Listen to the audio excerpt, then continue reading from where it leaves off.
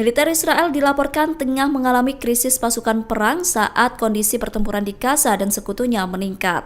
Mereka kekurangan 10.000 tentara perang, yang mana 7.000 diantaranya berada di unit tempur. Atas hal itu, tentara Israel memperpanjang dinas wajib militernya selama 4 bulan. 4 bulan tambahan itu akan diklasifikasikan sebagai tugas cadangan, yang mana bisa memungkinkan prajurit untuk menyelesaikan total 3 tahun dinas militer.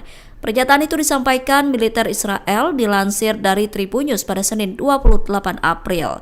Militer Israel juga akan membatalkan cuti pra-pembebasan bagi para prajurit, sehingga prajurit harus menjalani masa tugas penuh selama 3 tahun sebelum diberhentikan.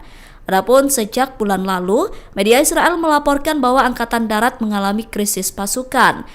Krisis tersebut terjadi karena semakin banyak prajurit yang menunjukkan kurangnya motivasi dan keengganan untuk bertugas. Militer Israel bombardir gudang rudal presisi Hizbullah. Gudang rudal tersebut terletak di pinggiran selatan Beirut. Serangan itu terjadi pada Minggu 27 April 2025. Dilansir dari The Times of Israel, tidak ada laporan mengenai korban dalam serangan itu. Presiden Lebanon Joseph Aoun mengutuk keras serangan Israel di Beirut itu. Ia meminta Amerika Serikat dan Prancis sebagai penjamin gencatan senjata Israel dan Lebanon untuk memaksa IDF menghentikan serangannya. Pasalnya, sudah 3 kali Israel melanggar gencatan senjata sejak ditetapkan pada November 2024. Presiden Lebanon juga menuduh Israel berusaha mengganggu stabilitas negaranya. Ia juga memperingatkan bahwa hal itu akan meningkatkan ketegangan di kawasan.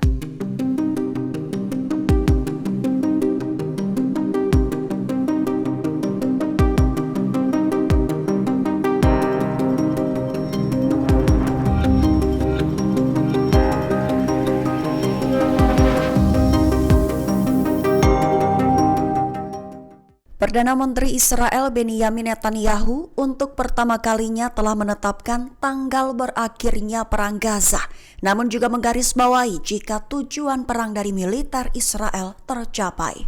Mengutip Kabarni pada 29 April, hal itu diutarakan oleh seorang sumber keamanan senior Israel pada Senin 28 April dalam pembicaraan tertutup, menyatakan bahwa Netanyahu telah menetapkan berakhirnya perang di Gaza pada bulan Oktober mendatang.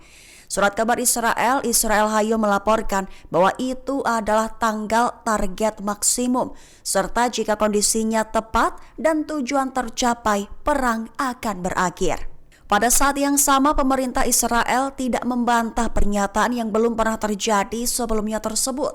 Menurut sumber Israel, alasannya adalah perang tidak akan berlangsung lebih dari 2 tahun. Sumber yang sama mengatakan bahwa pendudukan menolak usulan gencatan senjata yang mencakup Hamas untuk tetap menjadi organisasi bersenjata di jalur Gaza, merujuk pada pelucutan senjata Hamas sebagai prasyarat untuk mengakhiri perang. Jet tempur dan traktor penarik milik Angkatan Laut Amerika Serikat dilaporkan hilang di Laut Merah. Mengutip Al Arabiya pada 29 April, hal itu diumumkan oleh Angkatan Laut Amerika Serikat DX pada 29 April 2025. Lebih tepatnya tertulis bahwa USS Harry S. Truman kehilangan sebuah FA-18E Super Hornet, sekaligus sebuah traktor penarik saat kapal induk tersebut beroperasi di Laut Merah pada 28 April kemarin. Menurut sebuah pernyataan, sebuah personil telah ditemukan dan seorang pelaut Angkatan Laut mengalami cedera ringan. Diklaim bahwa investigasi sedang dilakukan hingga saat ini. Senada, seorang pejabat Amerika Serikat yang berbicara dengan syarat anonim memberikan pernyataan, mengatakan bahwa jet tempur FA-18E jatuh dari USS Truman saat kapal induk itu berbelok tajam untuk menghindari tembakan dari Houthi. Kelompok Yaman itu diklaim sebelumnya mengaku bertanggung jawab atas beberapa serangan terhadap Truman.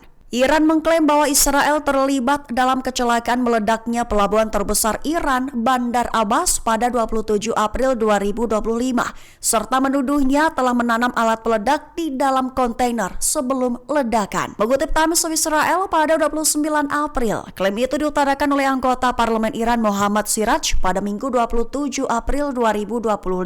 Meski pihak berwenang masih berupaya untuk memastikan penyebab ledakan tersebut, anggota parlemen itu mengklaim bahwa Israel bertanggung jawab. Ia mengatakan bahwa alat peledak ditanam di kontainer pengiriman yang menyebabkan ledakan tersebut. Ia menekankan bahwa itu bukanlah kecelakaan, melainkan bukti jelas bahwa Israel terlibat dalam ledakan itu. Ia mengklaim bahwa ada bahan peledak yang ditanam di dalam kontainer, baik di negara asal maupun di sepanjang rute pengangkutan.